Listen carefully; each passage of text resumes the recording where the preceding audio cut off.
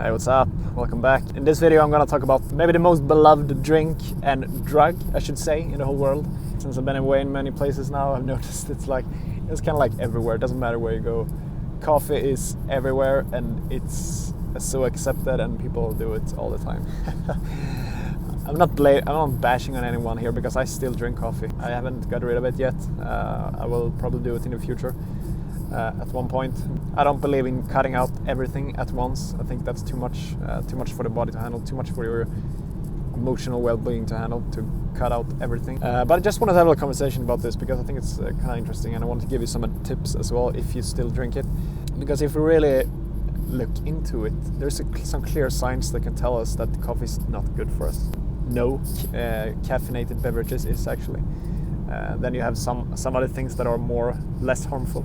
Take like green tea, for example, that has a little different effect on the body. It's more caffeine actually than coffee, but it goes more slowly into the bloodstream, so it doesn't really have that hit like coffee and other things can have. One of the most clear signs is always when you drink coffee, you always have to pee kind of right away.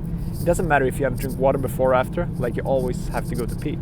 And that should tell you something, because what's really happening there is that the body actually takes water from itself, takes water from the cells that it cannot afford to lose. And what it does is it flushes out all the neurotoxins from the caffeine. And also coffee is very acidic as well. So the body takes water, precious water that it needs to hydrate the cells in the body and the tissues. But you takes that so it can get rid of the toxins. And that should definitely tell us that it's not very good for us. What you can do if you still, like I said, you're like me, you still have coffee once in a while, drink plenty enough of water before or after you have your coffee. Because what really happens is that if you drink, let's say, half liter to 7 deciliters, 0.7 liters, I have no idea in ounce, you crazy Americans have to look that up. So drink around that amount because that will actually help the body to stay hydrated. Because like I said, the body can't afford to lose that water just because it uses it to flush out the toxins. So make sure you drink enough or after. Always make sure you're hydrated before you go to bed. That's very important. Don't start off the day by drinking coffee first thing in the morning. Wait at least, I would say maybe they say like around maybe 4 hours after you've been up. And make sure you have been physical, so you just don't like I can take like my mom, for example. The first thing she do in the morning when she gets up, I notice it because when I visit their places, she always put on coffee like in the morning, the first thing, and I'm like, why are you drinking this right away? It's not good. I mean, make sure you at least have got plenty enough of water before you drink, and make sure it's later in the day, at least later in the morning, so that you have been active and so on. So that's what I would suggest you to do. I mean, it's not only like coffee, it's like alcohol and all this kind of stuff. And I mean, it's the same when we cook food as well. It creates toxins in the body, so the body has to use the water it already has to get rid of everything. And also when you cook the food, you dehydrate everything because there's basically no water, maybe a little bit, but not very much. And the body needs water to move it out the colon. I mean, if you take a poop, you have to have water there because otherwise the poop will never leave the body. So it's unclear signs that the coffee is not good for us. I'm never gonna like kidding myself into believe it's good. I used to think that because you can go in and look on the internet and you find the articles and all that kind of stuff. And then when you look into it more, you understand that, okay, I think the coffee industry is pretty well established at this point. They are very wealthy and they could easily pay a lot of the articles out there, so you also have to understand that. And sure, there are some benefits with coffee. Everything is not bad. There are some antioxidants, there are some good things for the body, but at the end of the day, the negatives always outweigh the positives. We can't get away with that.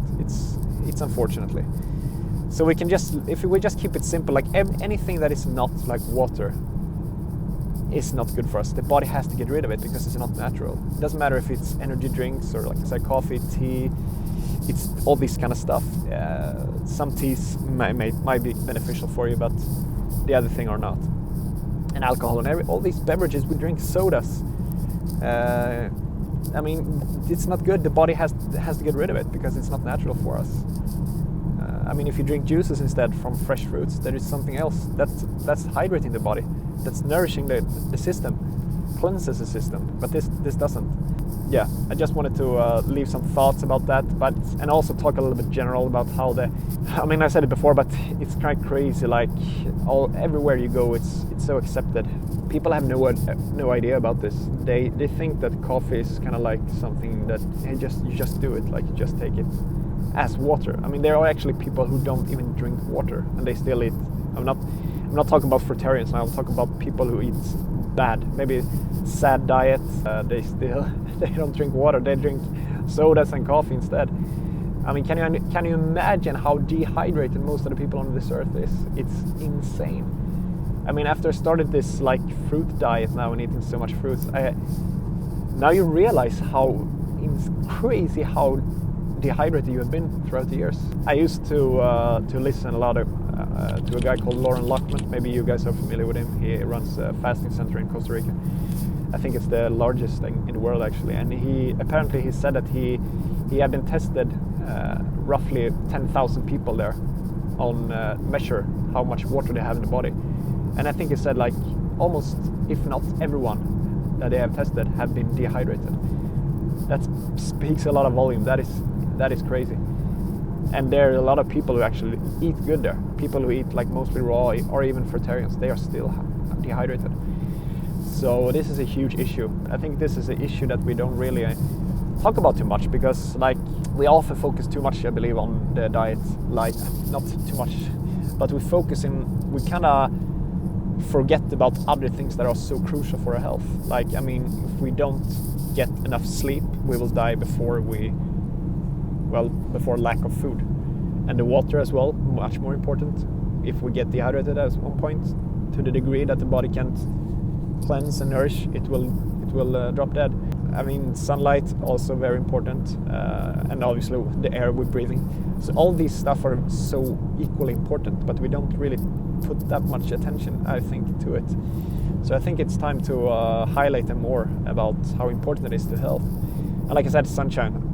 When I've been to Mexico now, I noticed it quite right away, like how the health improves right away when you get daily sunlight. You're exposed to the sunlight every day. Now I'm back here, as you can see. This is what it looks like now. This was the night where I was expecting, 5+ and raining, dark, gray, no life. Everything is completely dead. We don't have any sun. We have maybe 1 day a week now with sun. It's insane. So it's kind of sad, to be honest. And it's really, you understand how important it is when you see the contrast, the difference. That's why I always say, go away, travel, get perspective. Try to understand how important this is. It got a little longer video and touched on some other subjects there, but at the end of the day, and to summarize the video, like coffee, I still drink it. Yes, I do. It's not optimal, I know, but I feel like now I'm eating very good. I'm eating, I would say, maybe 90-95% raw food now.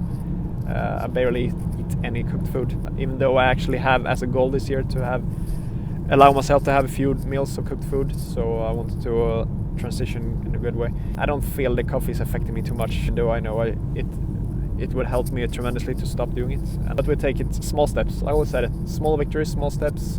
Don't force anything, make it come natural to you. And as long as you're aware of something, you will always end up with, I believe that you will cut it off eventually, because it's gonna be very weird otherwise. Make sure to drink enough water before or after you have the coffee or tea to help the body flush out the toxins, because coffee is not good. We can't all the time kidding ourselves into believe that it's not. People who get upset, they are so addictive. That's why they get upset. Let them be that. So, but at least spread a message. And I want to wish you a great day, evening, weekend, whatever it is when I drop this video. But anyhow, thanks for tuning in. Hit the like button if you like the video, share it to someone, and subscribe to Path of the Divine as well. We talk again soon, guys. So for now on, take care.